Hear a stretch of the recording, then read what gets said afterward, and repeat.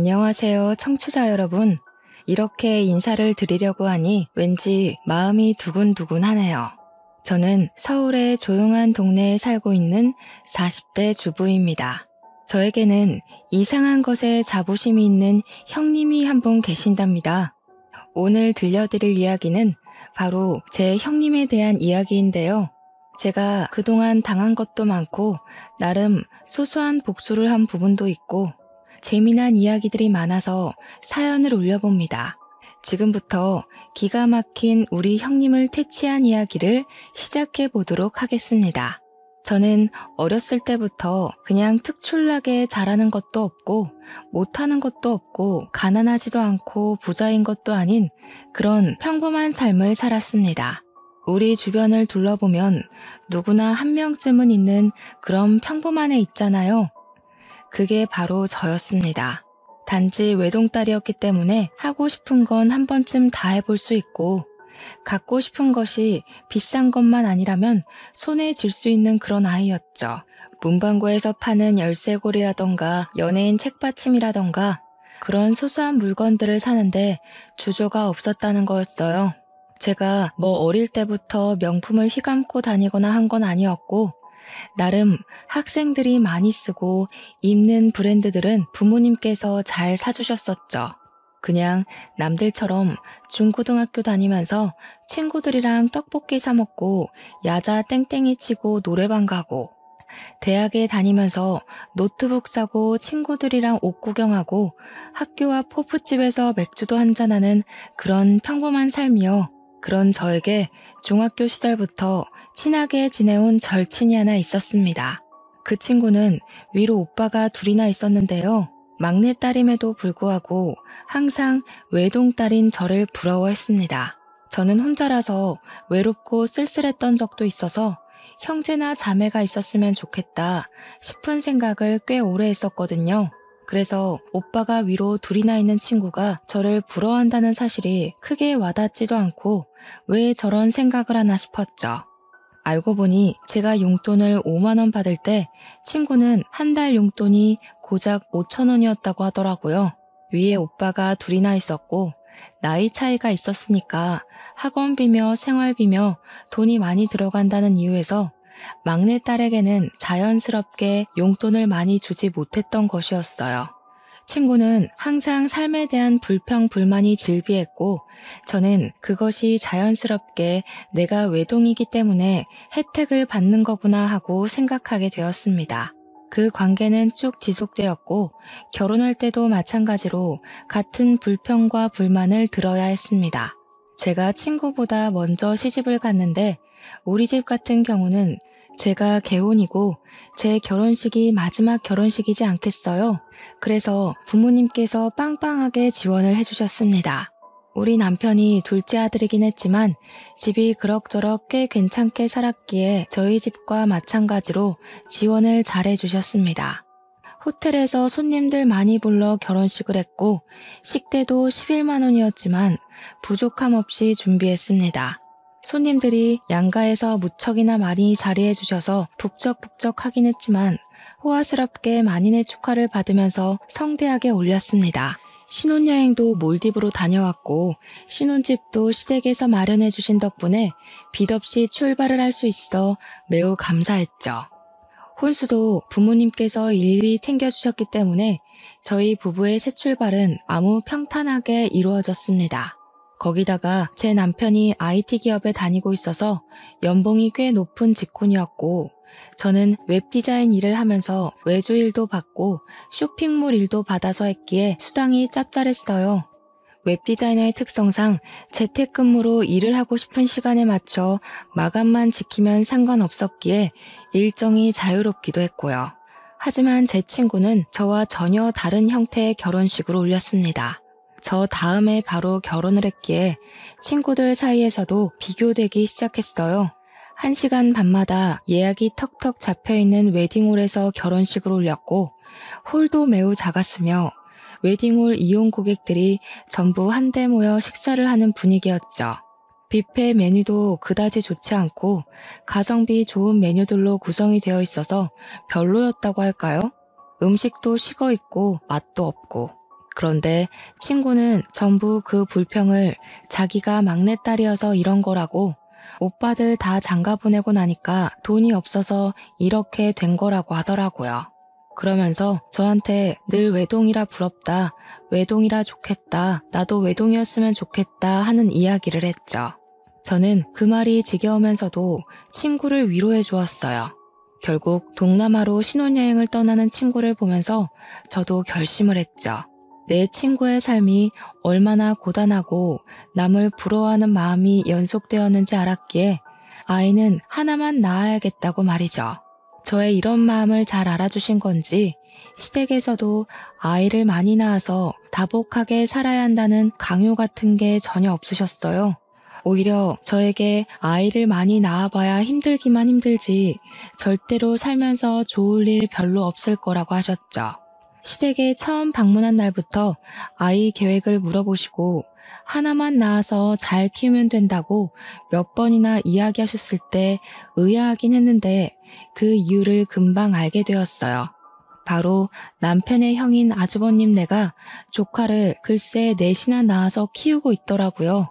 그렇다고 아주버님네가 형편이 아주 좋은 상황도 아니었어요. 아주버님은 몇 번의 사업 실패를 겪은 뒤 겨우겨우 치킨집을 오픈해서 6식구가 먹고 살고 있었습니다. 저보다 1살이 어린 형님은 애를 키워야 한다는 이유로 직장에 다닌다거나 아르바이트를 한다거나 하지도 않고 있었고요. 그러면 그 집 애들은 무슨 돈으로 키우고 있었냐고요? 치킨집 운영에서 풀칠하는 수준의 생활비와 시부모님 돈으로 생활하고 있었습니다. 시부모님께서는 건물을 한 채 가지고 있었는데 그 건물 1층에서 아주버님이 월세를 내지 않고 치킨집을 운영하고 있었거든요. 일단 월세가 절감되니까 치킨집 장사가 잘 되지 않아도 굴러는 가더라고요. 시부모님은 남은 호실에서 나오는 월세로 생활을 하고 계셨는데 아주버님네 6식구까지 책임을 지고 계셨던 것입니다. 아주버님네가 얼마나 계획적이지 않은 생활을 하는지 정말 대책 없다는 게 느껴지지 않으시나요? 거기다가 아주버님께서 사업 실패를 몇 번이나 반복하면서 쌓인 빚도 시부모님이 갚아주셨고요. 더 대책 없게도 빚 갚아준 걸로 끝이 아니라 아예 시부모님 댁에서 기생하듯 살고 있었어요. 저라면 너무나도 쪽팔리고 부끄러워서 시부모님께 고분고분 말 잘 들으며 생활할 것 같은데 우리 형님은 상당히 뻔뻔한 여자였습니다. 마치 자기가 시부모님을 모시고 사는 듯한 행세를 하고 다니고 있었거든요. 오죽하면 저도 남편한테 속사정을 듣기 전까지는 형님네가 부자라서 시부모님을 모시고 생활하는 줄 알고 있었다니까요. 시부모님께서 주택에 살고 계셨는데 남편이 어릴 때부터 살았던 집이라 방이 꽤 여러 개가 있었거든요. 그 집에 뻔뻔하게 얹혀 살면서 마치 집이 본인의 집인 것 마냥 행동하며 굴었던 거죠. 제가 처음 시댁에 인사를 드리러 갔던 날 정말 말도 안 되는 풍경을 마주하고 제가 바짝 얼었던 기억이 아직도 생생하게 납니다. 조카들 4명이 전부 다 2살 터울이었는데 8살, 6살, 4살, 2살이었거든요. 애 넷이 빤히 저를 쳐다보는데 얼마나 놀랬는지 몰라요. 심지어 8살 된 첫째 조카는 초등학생이지 않겠습니까? 학교를 오고 가고 해야 하는데 나머지 아이들을 어린이집에 보내고 해야 한다고 글쎄 형님이 시부모님께 첫째 아이의 등교를 부탁하고 있었더라고요. 시부모님은 아침마다 오후마다 첫째 조카를 데리러 학교에 다니셔야 했어요. 처음에는 시부모님께서 형님네와 함께 살고 있는 게 형님이 모시고 있는 줄 알고 시부모님께서 도와주시는 거라 생각했었거든요. 알고 보니 개뿔. 시부모님의 시간은 전혀 배려하지 않고 형님이 일반적으로 떠맡긴 거였더라고요. 그러면서 다복한 집에 시집 오는 게 축복인 거라고 저한테 으스대는데 이걸 다복이라고 할 수 있나 싶었습니다. 솔직히 여기서 제 속마음을 털어놓자면 무슨 애 낳는 기계도 아니고 뭔 애를 저리 줄줄이 낳았나 싶더라고요. 거기다가 애들이 하나같이 부산스럽고 말도 안 듣고 진짜 요즘 애들은 다 저런 건가 싶을 정도로 난리가 아니더라고요. 시부모님도 오죽하면 눈살을 찌푸리고 형님만 보고 있는데 형님은 우리 애들 잘한다 하는 얼굴로 바라만 보고 있었습니다. 저한테 웃으면서 우리 애들이 좀 활기차지? 숙모 온다고 신이 났나 보다. 우리 애들이랑 잘 놀아줘 하는 거예요. 저는 시댁에 인사를 드리러 온 건데 애들이랑 뭘 놀아주라고 하는 건지 의문이 들더라고요. 그래서 형님한테 그랬죠. 저는 인사드리러 온 거지 아이를 보러 온 게 아닌데요? 하고요. 그랬더니 형님이 당황해하면서 아니 앞으로 잘 놀아주고 하란 이야기지 하고 자리를 피하더라고요. 그때 다시 한번 결심했죠. 애는 하나만 낳아서 잘 키우자고. 시부모님도 저한테 많이 낳을 생각하지 말라고 많이 낳아봐야 피곤하다고 하셨고요. 결혼 후 입주한 신혼집은 시부모님께서 상가 건물 가진 거에 대출을 받아서 얻어주신 집이었습니다.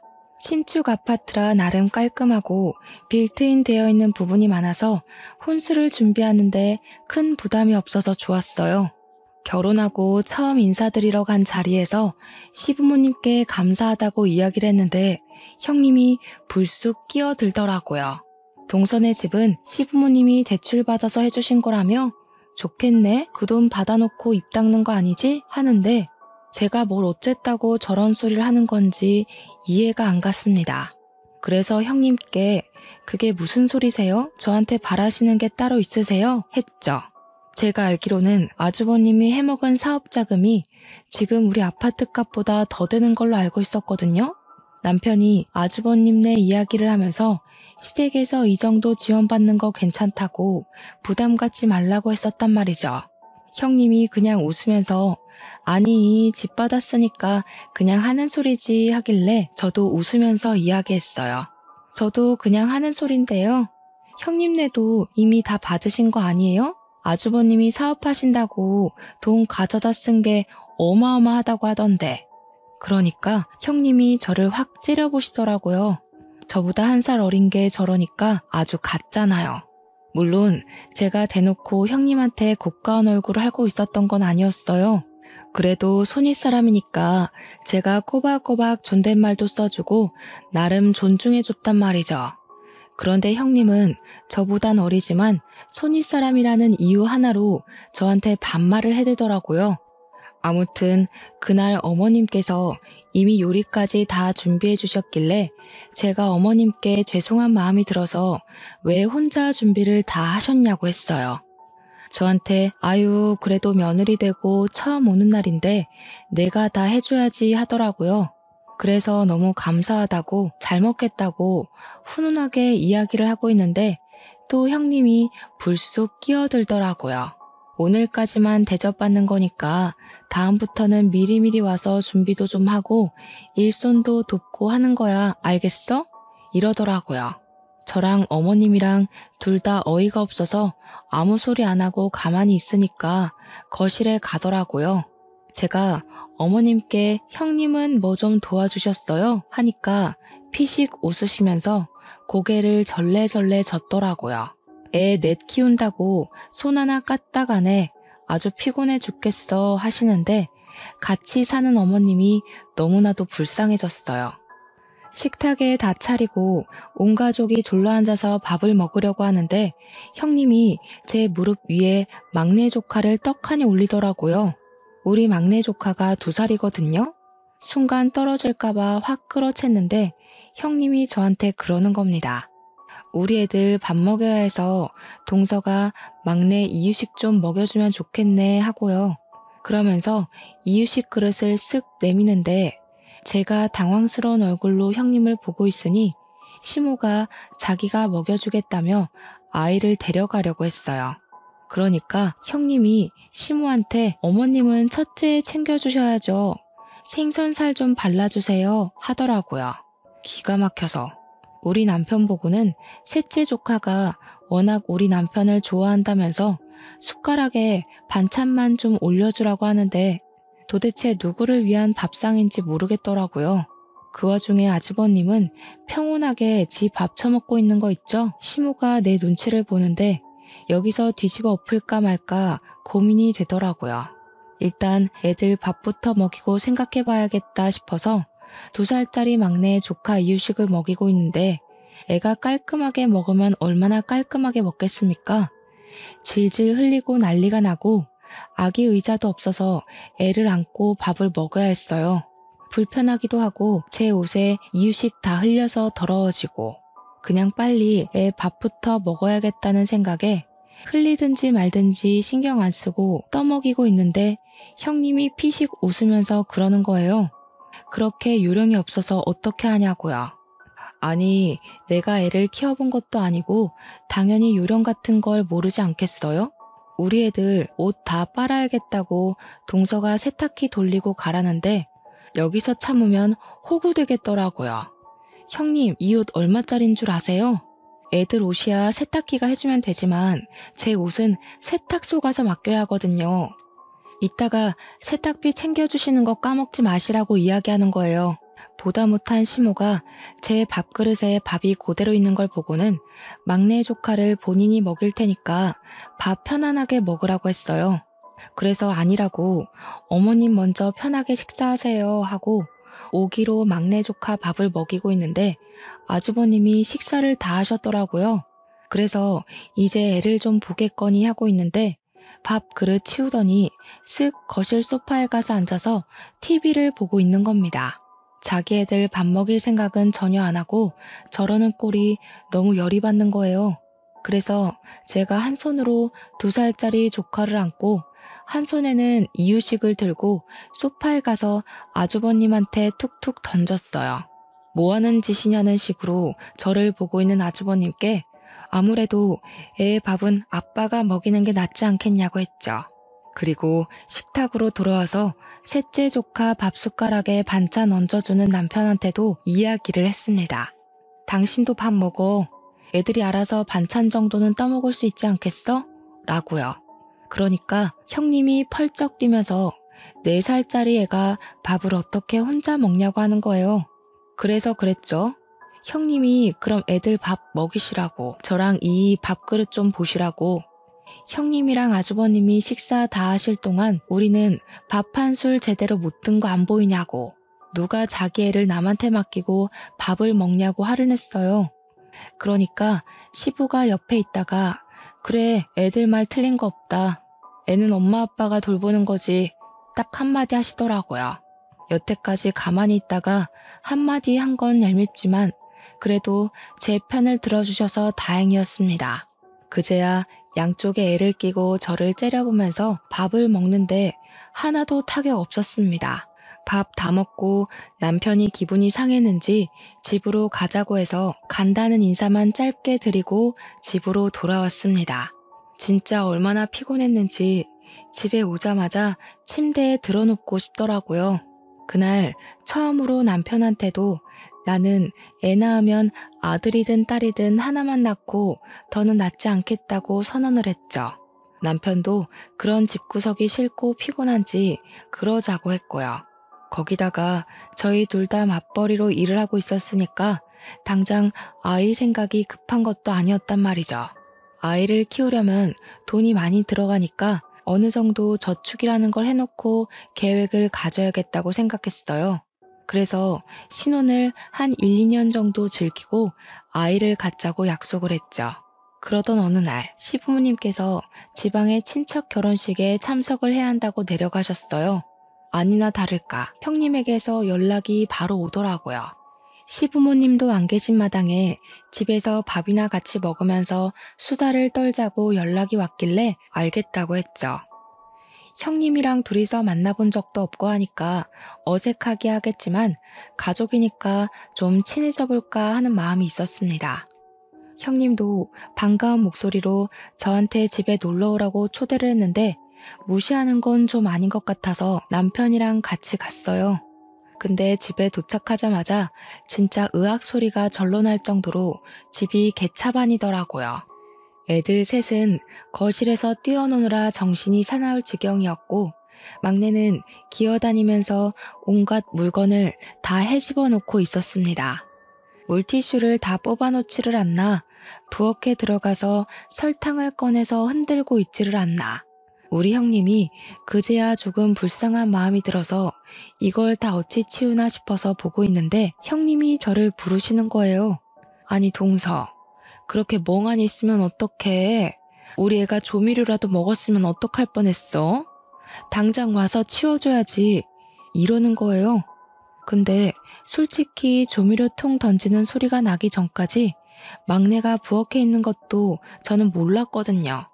워낙 나머지 조카 셋이 시끄럽게 거실에서 뛰어다니고 있어서 막내가 뭘 하는지 알 수가 없었어요. 그래서 몰랐죠. 애들이 시끄럽게 굴어서 막내가 부엌에 있는 것도 몰랐어요. 하고 대꾸를 했죠. 그랬더니 저한테 자랑이야 그게? 이러는 겁니다. 순간 이건 무슨 개뼈다귀 같은 이야기인가 싶어서 인상을 팍 쓰고 네? 하고 물어봤어요. 그러니까 저한테 자랑이냐고. 나중에 애는 어떻게 키우려고 하냐고 그러다가 애가 큰 사고 나는 거라는데 제가 어이가 없어서 웃었어요. 형님도 몰랐잖아요. 그래서 애들 큰 사고 났어요. 아주버님은 거실 소파에 앉아서 TV 보고 계신데 왜 저한테 그러세요? 했죠. 그러니까 형님이 참나 이런 소리만 내시더라고요. 형님, 애 부모는 제가 아니라 형님이랑 아주버님이잖아요. 왜 형님 아이를 저한테 보라고 하세요? 했어요. 애 아빠도 가만히 있는 마당에 저한테 이러는 거 너무 선 넘는 일 아닌가 싶어서 그냥 대놓고 이야기를 했더니 형님이 저를 또 째려보더라고요. 시부모님도 안 계시겠다. 내가 여기서 막 나가도 상관없겠구나 싶었어요. 누가 보면 제가 아기 아빠인 줄 알겠어요. 호호호 하고 웃으니까 그제야 아주버님이 저를 힐끗 보더라고요. 저는 그런 아주버님을 보면서 웃으면서 한마디 더 보탰죠. 형님, 애들 사고 안 치게 잘 보셔야겠어요. 누구 닮아서 애들이 이렇게 정신 사나워요? 하고요. 형님은 부들부들 떨더라고요. 솔직히 두 번째 보는 거지만 집에서 손 하나 까딱 안 하는 주제에 뭘 그리 시킬 게 많은 건지 자기가 손윗사람이라고 유세 떠는 거밖에 더 되겠어요? 일단 저녁 먹자고 부른 거니까 뭐 드실 거냐고 하니까 밖에 나가서 먹자고 하시더라고요. 설거지하기 귀찮다는 이유였는데 솔직히 저한테 설거지 시킬 것 같다는 생각이 들어서 저도 나가서 먹는 게 나을 것 같긴 했어요. 그런데 애가 넷이잖아요. 이 애들을 다 데리고 나가서 밥을 먹을 수 있을까 싶어서 그냥 시켜 먹자고 했습니다. 분리수거만 하면 되니까 오히려 그게 나을 것 같았거든요. 그랬더니 오랜만에 나가서 동선애한테 갈비를 좀 얻어먹고 싶었다는 게 아니겠어요? 형님이 우리 애들이 고기 타령을 하도 해서 우리 부부를 부른 거라며 소갈비를 좀 사줬으면 좋겠다는 겁니다. 솔직히 갈비 못 사줄 형편은 아니니까 사줘도 되죠. 근데 뻔뻔하게 저러니까 괜히 더 사주기 싫어지는 마음이 들더라고요. 그 와중에 아주버님은 소갈비 맛있겠네. 여기 괜찮은 집 있는데 거기로 가자고 옷 걸치고 있고요. 남편을 쓱 쳐다보니까 남편이 그냥 소갈비 한번 사주고 말자는 식으로 말하길래 알겠다고 했어요. 싱글벙글 난리가 난 형님네 6식구 끌고 소갈비 집에 갔는데 조카들이 막내랑 셋째 빼고 다 어느 정도 컸잖아요. 정말 무슨 걸신 들린 사람들처럼 밥을 먹는 거예요. 형님이고 아주버님이고 갈비 처음 먹는 사람처럼 정말 뒤에서 누가 쫓아오는 사람처럼 밥을 먹는데 오죽하면 제가 더 시키면 되니까 제발 천천히 드시라고 할 정도였다니까요. 전 애들이 그렇게 갈비를 잘 뜯는지 꿈에도 몰랐어요. 오죽하면 갈비를 구워주시는 직원이 둘이나 붙어서 양쪽 철판에서 갈비를 굽고 있는데도 먹는 속도를 못 따라가겠더라고요. 저랑 남편은 젓가락 내려놓고 그 거지들이 먹는 꼴을 구경하고 있었어요. 밥을 안 먹어도 배부르다는 말이 뭔지 알겠더라고요. 그냥 처먹는 꼴이 웃겨서 먹고 싶다는 생각이 안 들던데요. 8명 중에 4명이 소아임에도 불구하고 갈비를 거의 13인분을 먹었더라고요. 저랑 남편은 먹는 둥 마는 둥 했는데도 이 정도가 나오다니. 소갈비가 생각보다 비싸잖아요. 뻥 아니고 냉면에 공깃밥에 된장찌개에 아주버님이 술까지 드시니까 저녁 식사값으로 90만 원 가까이 나오더라고요. 대충 예상은 했지만 계산서를 봤는데 웃음이 나더라고요. 남편은 와, 갈비값 이만큼 내본 거 처음이라고 그렇게 말하며 허탈하게 웃는데 저도 그냥 웃겼어요. 저랑 남편한테 형님네 가족 6명이 잘 먹었어 하면서 인사를 하고 나가는데 솔직히 얄밉긴 하더라고요. 반반씩 내줘 라고 하고 싶은 걸 겨우겨우 참고 계산했습니다. 시부모님한테는 눈치 보여서 사달라는 말도 못하고 시부모님 때마침 안 계시니까 이때다 싶어서 우리 벗겨 먹으려고 부른 것 같은데 그 와중에 커피는 본인들이 쏘겠다면서 동네에 이름 없는 커피집에서 1,500원짜리 아메리카노 한 잔씩 사주더라고요. 심지어 테이크아웃만 되는 작은 매장 있죠? 그런 카페에서요. 그냥 웃으면서 잘 마실게요 하고 말았더니 형님이 그런 제 모습에 또 양심이 좀 찔리긴 했나 봐요. 물어보지도 않았는데 요즘 치킨 장사가 잘 안 되고 애들한테 들어가는 돈이 없고 하면서 변명을 늘어놓더라고요. 그래서 웃으면서 형님한테 이야기했죠. 조카들이 소갈비를 처음 먹어봤나 봐요. 애들이 무슨 걸신 들린 사람처럼 먹는데 다음부터는 교양 있게 식탁 매너 갖추면서 천천히 먹으라고 하세요. 너무 허겁지겁 누가 뺏어 먹을까봐 걱정되는 사람처럼 먹으니까 밥맛이 떨어지더라고요. 그러니까 형님이 아무 소리도 못하고 가만히 서서 저를 째려보더라고요. 와, 저러다가 넙치 되겠다 싶을 정도였습니다. 남편이 바로 집으로 가자고 하길래 저는 이만 가보겠다고 하고 차에 탔습니다.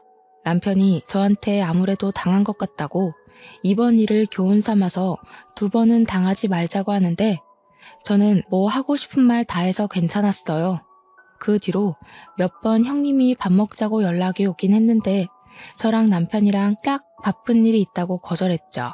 한 번은 모른 척 당황해줬지만 2번, 3번은 곤란하지 않겠어요. 그러던 어느 날 형님이 되게 아무렇지 않게 저한테 백화점 구경을 하자고 연락이 왔습니다. 백화점에서도 옷 사달라, 신발 사달라 할 것 같아서 저도 만반의 준비를 하고 백화점으로 갔죠. 아니나 다를까 첫째 시조카 겨울 패딩이 없어서 패딩을 하나 보러 왔다고 먼저 멘트를 날리더라고요. 저한테 이거 어때? 저거 어때? 하면서 이 브랜드 저 브랜드 돌아다니면서 옷을 보여주는데 시큰둥하게 반응했습니다. 애들 옷이 다 거기서 거기고 금방금방 크는데 굳이 브랜드 옷 사입힐 필요 있나 싶어서였죠. 그래도 자꾸 물어보길래 A 브랜드보다는 B 브랜드가 나은 것 같다고 내구성이 훨씬 좋아 보인다고 말을 했어요.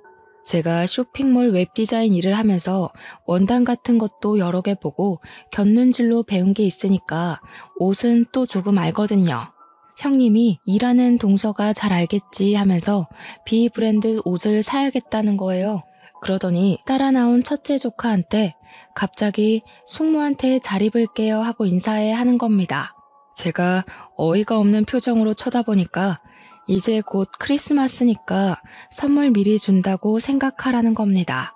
그래서 제가 일부러 깔깔 웃으면서 이제 11월인데 무슨 크리스마스 선물을 미리 줘요 했어요.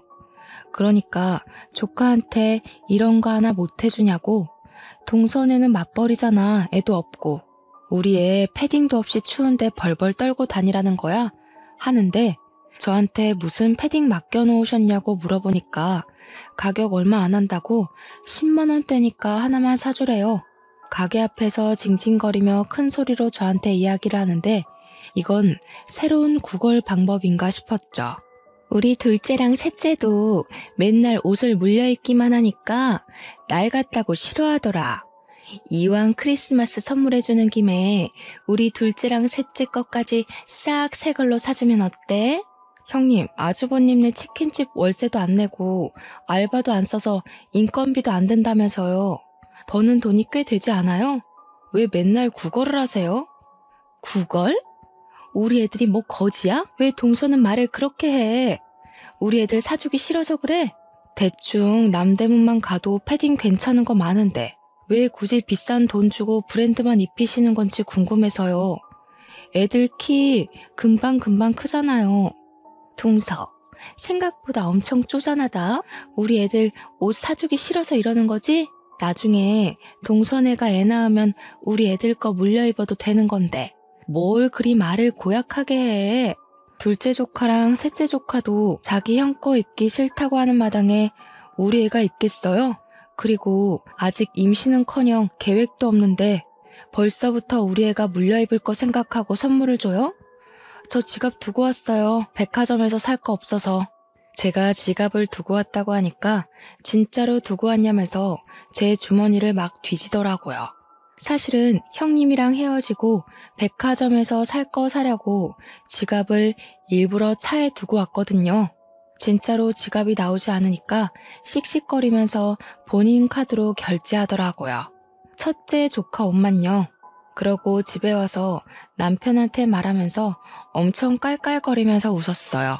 패딩 사달라고 부른 거였더라. 염치가 없어도 너무 없는 거 아니냐. 근데 나도 한 방 제대로 먹였다고 했죠.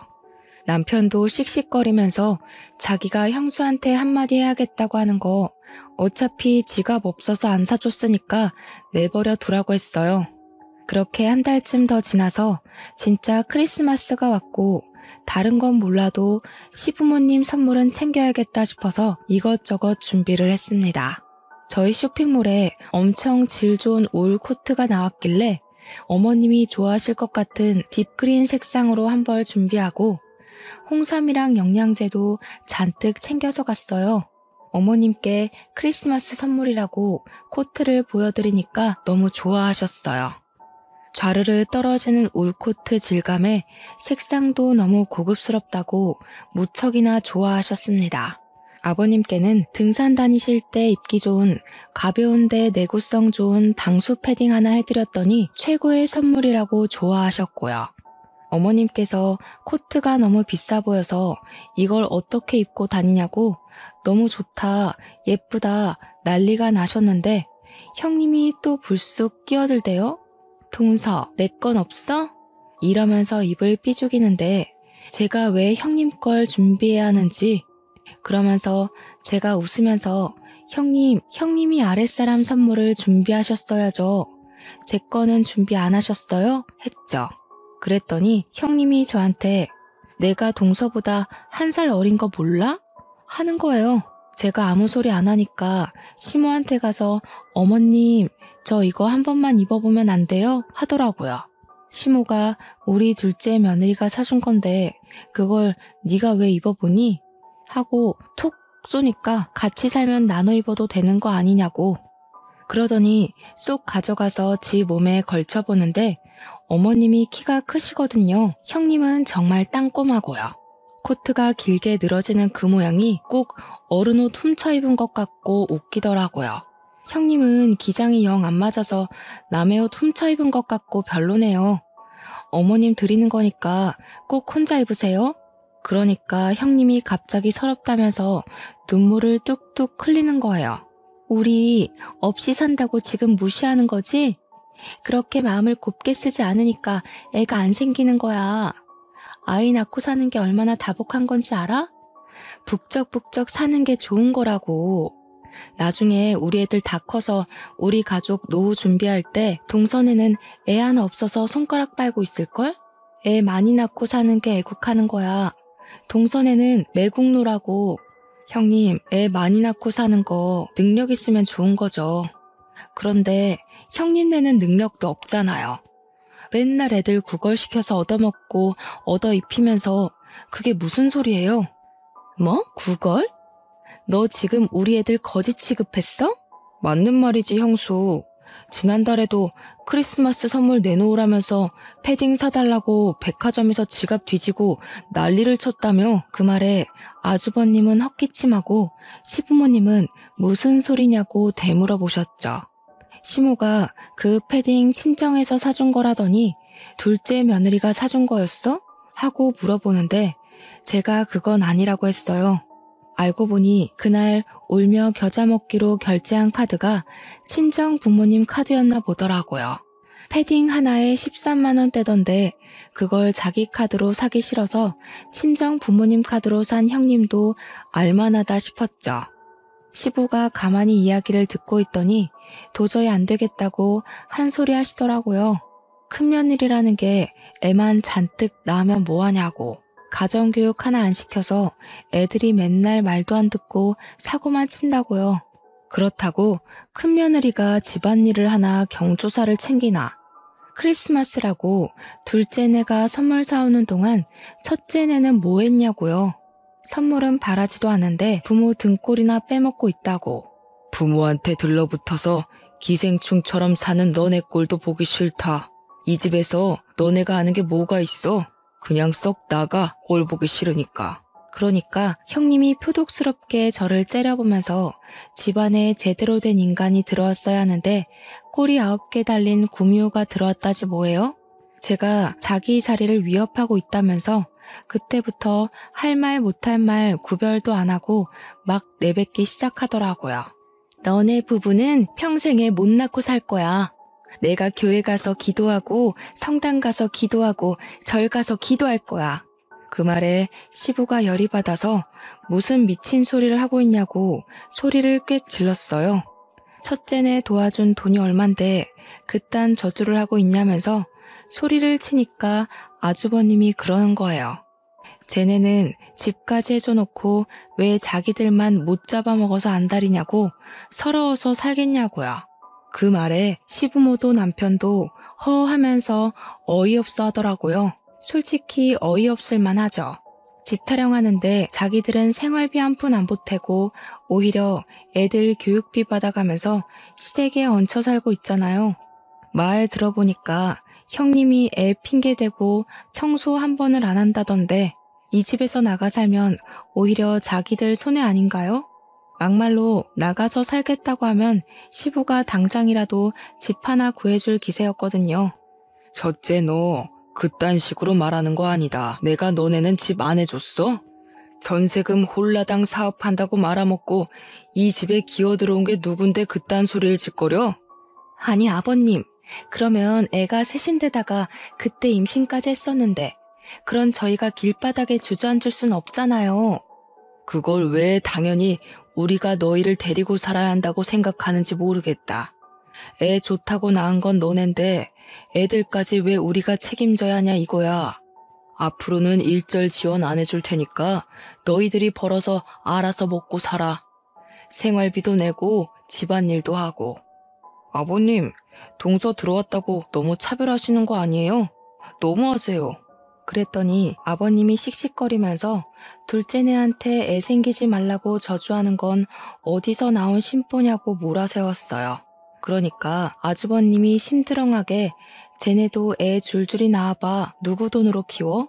이러더라고요.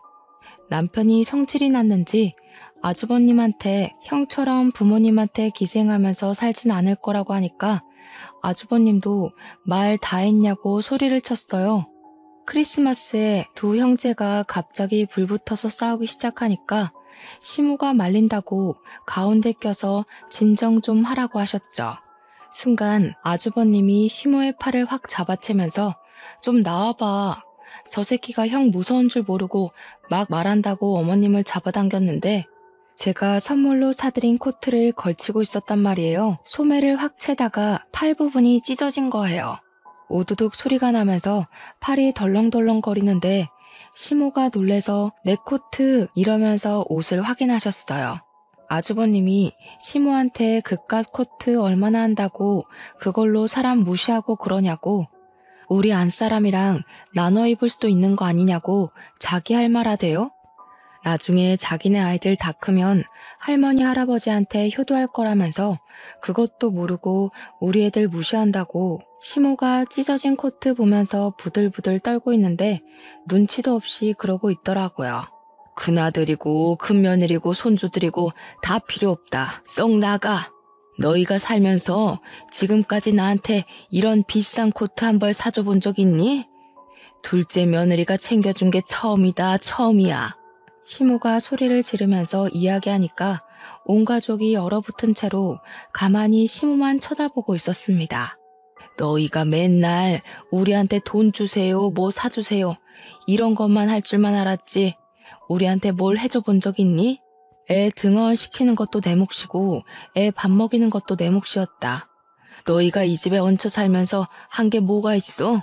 나도 네 아버지 결정에 동참하련다. 일절 지원 끊어버릴 거니까 우리 집에서 짐 싸서 나가. 당장 나가. 그러니까 갑자기 형님이 사색이 되어서는 어머니 잘못했어요 하고 난리가 난 거예요. 우리 어머니께서 상당히 공주님 같은 분이시거든요. 그런데 저렇게 큰 소리를 내면서 이야기하니까 갑자기 위기감이 들었겠죠. 형님이 그러더라고요.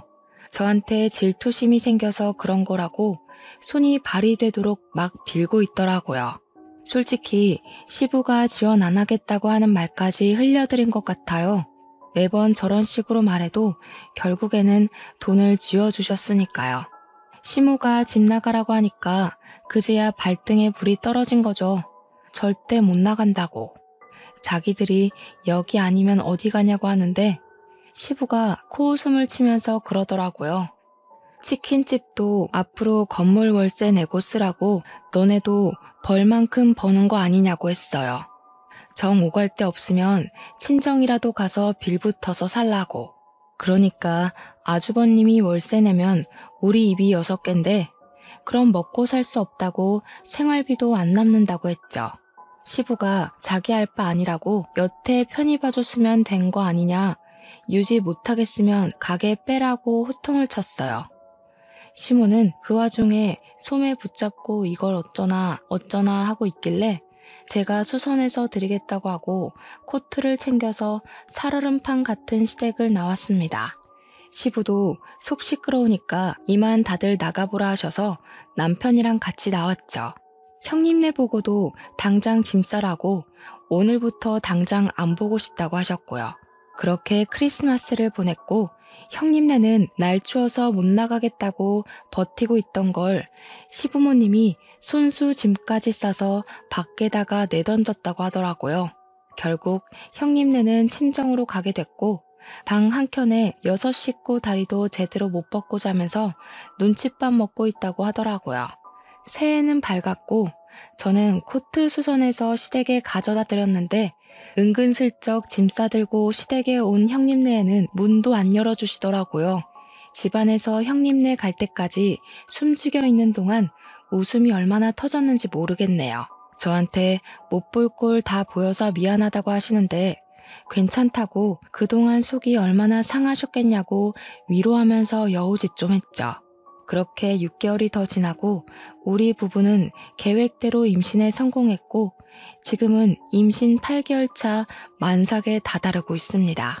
처음에 제가 아이 가졌다고 했을 때 시댁에서 좀 뜨뜨미시근하게 굴었는데 제가 임신하고 나서 남편이 정관 수술을 했거든요. 우리 인생에는 아이 하나뿐이라고. 시댁에 딱 공표하고 나니까 그제야 너무 잘했다고 축하해 주시더라고요. 아이 하나만 낳고 잘 살면 그걸로 됐다고 하시면서 우리 남편 보고 태어나서 제일 잘한 일이 정관 수술한 거라고 칭찬을 해주셨어요. 우리 남편은 이걸 좋아해야 하는 건지 말아야 하는 건지 모르겠다고 갸우뚱하고 있었고요. 형님네는 그 이후로 아직까지 시댁에 발은 못 들이밀고 있는데 제가 임신했다는 소식은 어디서 들은 건지 저한테 연락이 왔더라고요.